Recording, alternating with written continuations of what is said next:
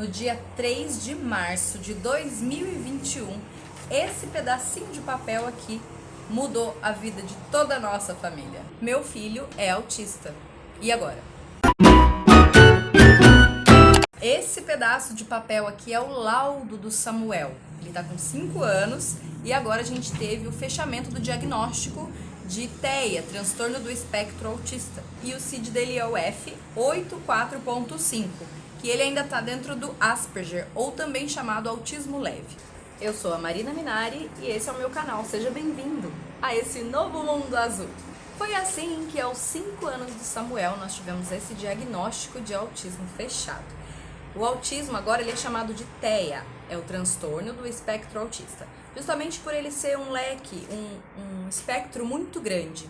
Sobre os sintomas, que na realidade a gente chama de características, eu não vou falar nesse vídeo porque são muitos, são variados de acordo com os níveis, a intensidade e de acordo com a família, de acordo com a criança, de acordo com a realidade de cada família.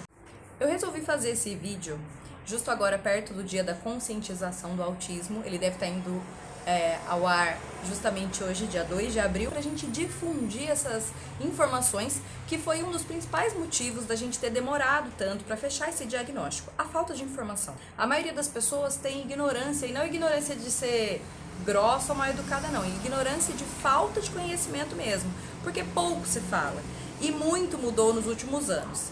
Eu não sou profissional da área, eu sou mãe de autista e eu vou falar aqui tudo relacionado à minha experiência, a experiência que nós tivemos na nossa família para chegar nesse diagnóstico. E o objetivo é te ajudar a clarear esse caminho. Então, se você estiver passando por essa situação de ter alguma dúvida, alguma suspeita, alguma pulguinha atrás da orelha, eu já vou te deixar aqui a sugestão de você procurar um profissional, tá, qualificado, e fazer a investigação direitinho.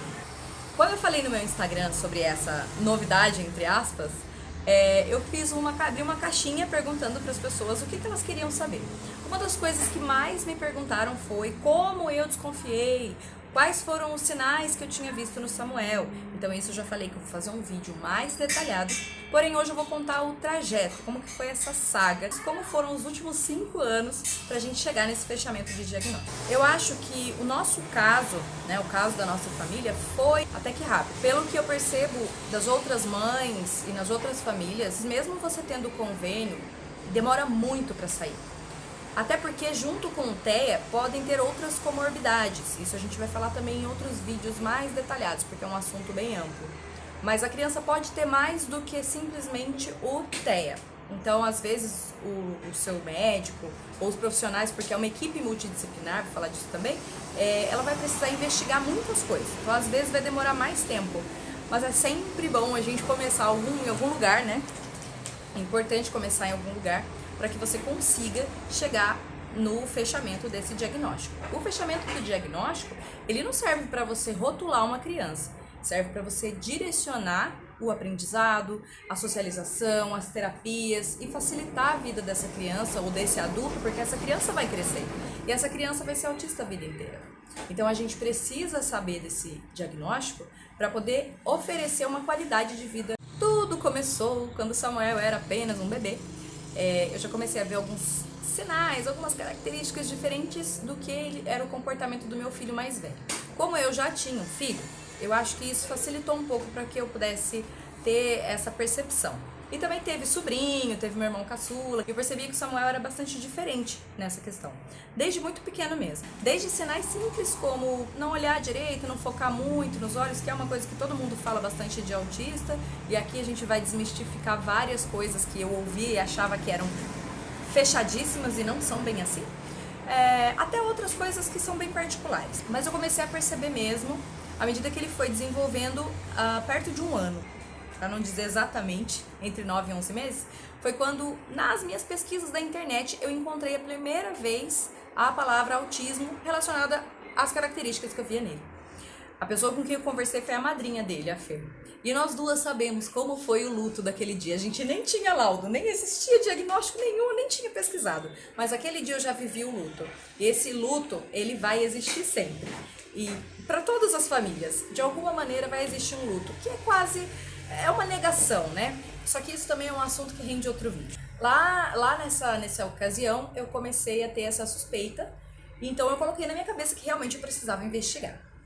A pediatra que a gente tinha na época, a gente tinha mudado fazia pouco tempo, com essa troca de convênio, é uma doideira, né? Marido mudou de empresa e a gente teve que trocar de convênio, aí troca de pediatra, todo mundo já passou por isso alguma vez, né? Isso quem tem convênio ainda, é o que eu falei. Quando você não tem, eu acredito que seja ainda mais complicado. Então a nossa pediatra, ela era homeopata. E ela tratava tudo com homeopatia, ela tratava tudo assim de uma maneira bem branda. Eu gostava bastante da conduta. Só que quando eu comecei a questionar o desenvolvimento do Samuel, ela achava que era tempo dele. Nada era um sinal para ela. Tudo era a característica da criança. A criança demora para desenvolver a fala? Não, tudo bem, vamos esperar. A criança está demorando para interagir com outras crianças? Tudo bem, vamos esperar. Esse foi o meu primeiro grande erro. Durante muito tempo, olha, isso é recente, hein? Eu fiquei falando negligência dela. Não, eu acho que eu poderia também ter investido mais em procurar outro médico. A gente ficou alguns anos com essa médica. E aí eu confiei que deveria ser tempo mesmo com a pulga atrás da orelha, eu fui confiando, entre aspas. Por isso que eu falo, se você tá com a pulga atrás da orelha, procura uma segunda, uma terceira, uma quarta, uma quinta opinião profissional. Porque nem sempre o profissional, primeiro que você tá, ele vai saber toda a situação. E aí o Samuel não falava e foi passando, foi uma das coisas principais também, ele não falava. Foi fazendo 2 anos e foi passando e eu não tinha encaminhamento nem para fono. Isso dificultou muito, porque lá atrás ele já poderia ter começado com intervenções e não começou. Mas tudo bem, fomos caminhando. Aí as pessoas falavam, coloca na escola para socializar. Você também já deve ter visto isso, né? Coloca na escola. Eu não queria colocar, porque ele ainda não tinha desfraldado.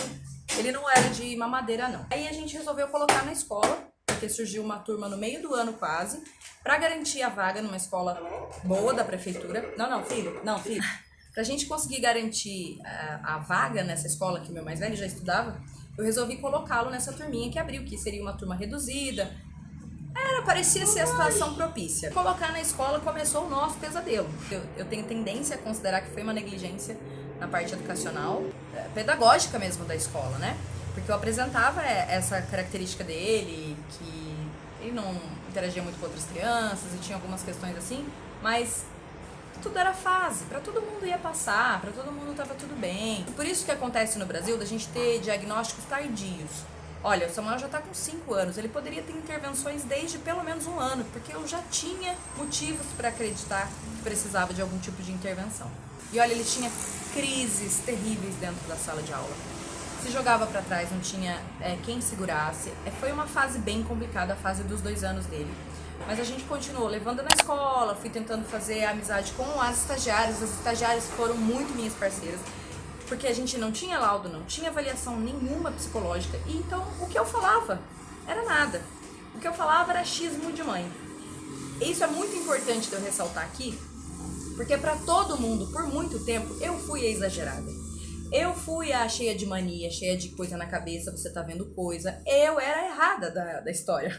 Não é vitimismo. É que se alguém tivesse acreditado, ou se eu mesmo tivesse investido mais naquilo que tava lá no fundinho, no pezinho da orelha, a gente poderia ter feito essa intervenção antes.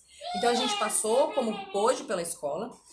Graças a Deus, eu tenho uma paixão pela pedagogia que me fez sempre trabalhar isso dentro de casa. Então, independente do que eles estavam fazendo na escola, com os dois, sempre foi assim. Inclusive aqui no canal tem bastante atividade para fazer com as crianças e no blog também. Eu sempre fiz muita atividade com eles, atividade sensorial, e isso ajudou muito no desenvolvimento do Samuel, mesmo sem as terapias. Era quase como se eu estivesse fazendo uma terapia, sem saber, sem perceber. Assim foram os primeiros 2 anos, quase 3 da escola. Depois de algum tempo ele começou a falar, ele já estava com 3 anos e meio, por aí. Mas eu também tive bastante auxílio de uma pessoa que está aqui no YouTube, ela tem um canal que chama Fala Fono, e eu assisti muitos vídeos, foi mais um lugar que eu peguei informações para poder criar estratégias e ajudá-lo a falar. Eu tenho vídeos dele bem antigos que eu comecei a fazer estímulo com música, e aí ele ia na repetição para ir soltando, falava uma palavra, outra palavra. E finalmente eu tomei coragem, vamos sair dessa pediatra, Porque o Samuel já estava chegando nos 4 anos, ele já tinha feito 4 anos e ele ainda não tinha feito nenhum exame de sangue, para vocês terem ideia, como que a minha pediatra ela era bem good vibes. Não tem doença, não precisa fazer nada, não precisa testar. Existem, né, profissionais assim, mas é o que eu disse. Por outro lado, ela era muito boa, em algumas questões era muito boa, mas a gente tem que ter uma visão mais ampla, né, do que os nossos filhos precisam. O que a gente precisa para avaliar a nossa saúde? E até pra gente mesmo serve isso. Como é que tá o nosso check-up? Tá em dia? Aquele documento que os médicos têm, eu pedi pra secretária fechar que eu ia procurar um outro pediatra. E aí veio a pandemia. Ninguém ia em médico nenhum, ninguém ia consulta nenhuma, a gente não fazia mais nada. Até que no final do ano passado, finalmente, eu consegui agendar um outro pediatra. Na primeira consulta desse novo pediatra, eu já cheguei e já falei, doutor, tem 2 questões que eu quero falar, além daí do que... Antes dele fazer a avaliação, a gente entrou no consultório e já comecei a falar. Tinha o meu mais velho, os meninos engordaram um pouco na pandemia, eu tava um pouco preocupada com isso também, já tinha quase 1 ano de enclausurados, né? E uma delas é sobre o Samuel e o comportamento dele, que eu gostaria que o senhor me falasse, né? O senhor acha que é importante alguma coisa. Eu não falei o que eu pensava, porque eu queria saber a opinião dele. E aí eu lembro de ter citado 2 ou 3 questões, assim, dele brincar isolado, algumas características, assim, bem comuns, poderia ser qualquer coisa. E ele fez a consulta com o Samuel, a consulta com o Theo, no final ele já me deu um papel de encaminhamento para a psicóloga com pedido de avaliação de teste. Consegui marcar rápido até, demorou acho que 15 dias pra gente começar a fazer a avaliação com a psicóloga. Primeiro eu fui, eu faço um vídeo também falando só sobre essa primeira consulta, que é a anamnese, né, com a psicóloga, o que ela me perguntou. A gente pode fazer um vídeo só sobre isso, se vocês quiserem saber.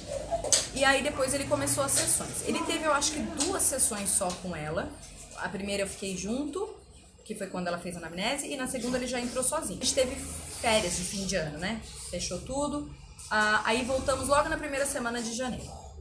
Ele teve mais umas 2 ou 3 sessões. E o marido da psicóloga teve suspeita daquela doença. Então ele ficou mais 1 semana sem. Aí eu falei, meu Deus, vai ficar infinita essa demora. Aí um belo dia ela me chamou, ela falou assim, olha, a gente tá quase, eu vou te chamar logo em breve, não vai demorar, eu vou te dar o posicionamento. Mas ela não falou, vou te dar o laudo, vou te dar... E eu ficava cada vez mais ansiosa. 1 mês, 2 meses, foi cerca de 3 meses e um pouquinho, considerando que teve férias no meio do caminho. Aí ela me chamou pra falar qual que era o diagnóstico dela. Na realidade, não diagnóstico, hipótese diagnóstica. Eu não sabia que existia essa diferença. O psicólogo, ele levanta a hipótese e o neurologista ou o psiquiatra fecha essa hipótese. É só ele que pode te dar o fechamento do diagnóstico e o laudo. E aí ela falou que ele estava sim dentro do espectro, que era um grau leve, conhecido também como Asperger. Eu já tinha ouvido falar, mas eu não fazia ideia da infinidade de coisas que tinha para saber a respeito disso. Eu já tinha pesquisado coisas por alto. Eu achei que ela já ia me dar um laudo, eu ia levar na escola e pronto, a vida que segue. Até eu já tinha começado a pesquisar também, já vi vários direitos que a pessoa com autismo tem. E eu queria já correr atrás de tudo isso pra ele. Aí ela ficou um pouco com o pé atrás, assim. Ela falou, eu vou te dar na próxima consulta, tudo bem? Que eu tenho que fazer o documento e tal. Deu. Tá. Não entendi nada.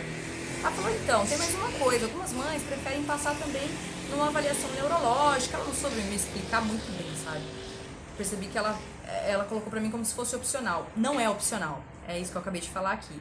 O psicólogo, o fono e vários outros profissionais, terapeuta ocupacional, psicopedagogo, seja qual for que você for indicado para as terapias para fazer essa avaliação, eles não fecham o diagnóstico. É só o neurologista, neuropediatra no caso, né, preferencialmente, ou o psiquiatra. São só eles que fecham. Toda a equipe multidisciplinar, que tem todos os outros profissionais envolvidos, eles fazem investigação. Eles não fecham laudo. Eu não sabia disso e eu fiquei perdidinha. Na outra consulta eu cheguei lá e ela me deu o documento. Nesse documento, a psicóloga me deu 2 papéis.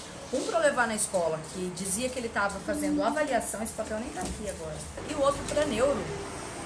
Que eu falei que eu queria passar sim no neurologista, então, já que era opcional, ela ia me dar o encaminhamento. Ela perguntou se eu queria o encaminhamento. Eu falei, claro, tudo que precisar eu vou fazer.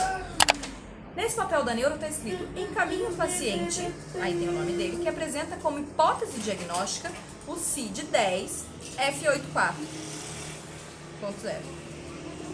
Quando eu li hipótese diagnóstica, eu falei, quê? Tudo que ela me falou não era nada? Será que ela não sabe? Será que ela tá em dúvida? Minha cabeça bum, explodiu. E aí tem aqui também escrito com alguns critérios preenchidos. Aí ela diz os critérios. E esses critérios, eles estão lá nos documentos que servem para os profissionais avaliarem o transtorno. E enquanto eu não chegava essa consulta do neurologista, eu fui dando uma leve surtada. Eu até consegui uma consulta próxima com o neurologista, levou menos de 20 dias, próximo. Porque é para a realidade, né? Vivendo, né, nessa época, os atendimentos eles estão realmente mais restritos. Entrei num grupo de Facebook de mães de pessoas com o TEA Asperger, né? Que é o TEA leve, grau leve, por assim dizer. E aí algumas pessoas me recomendaram que eu passasse um neurologista com alguma experiência em TEA. Porque, do contrário, poderia acontecer de fechar um diagnóstico errado. Buguei mais uma vez.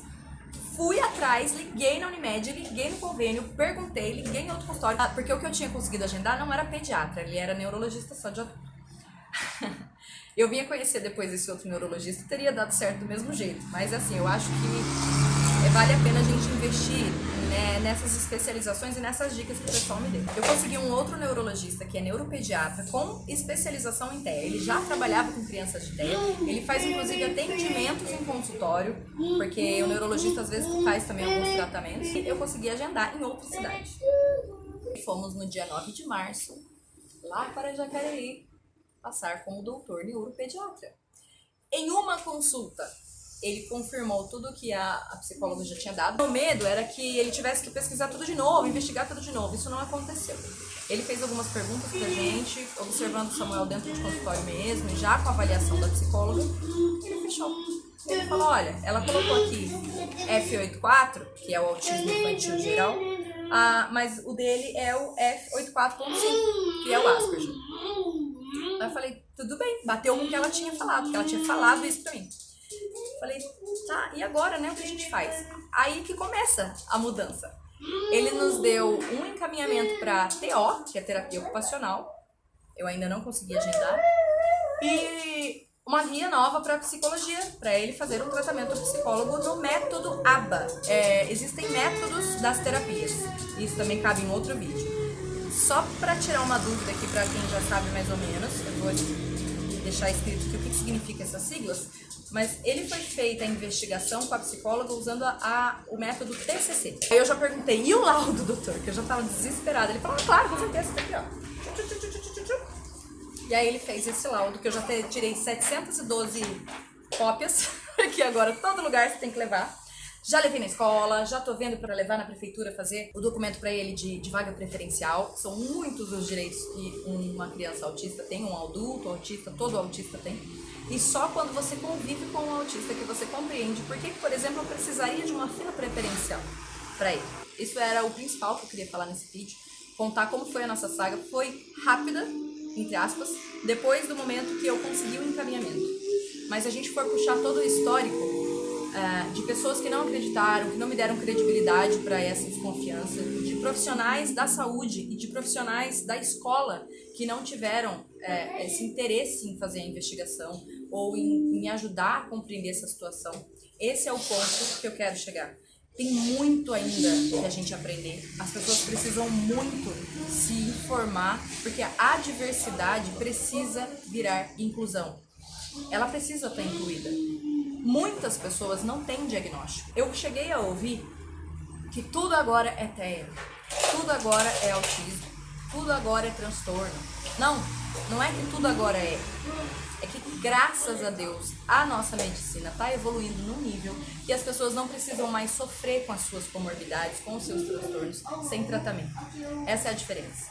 Quando a gente começa a investigar, quando a gente dá credibilidade para as diferenças, as pessoas que são diferentes recebem o direito de ser tratadas como elas merecem, de ser tratadas de acordo com as limitações que cada uma tem, que nem sempre são limitações.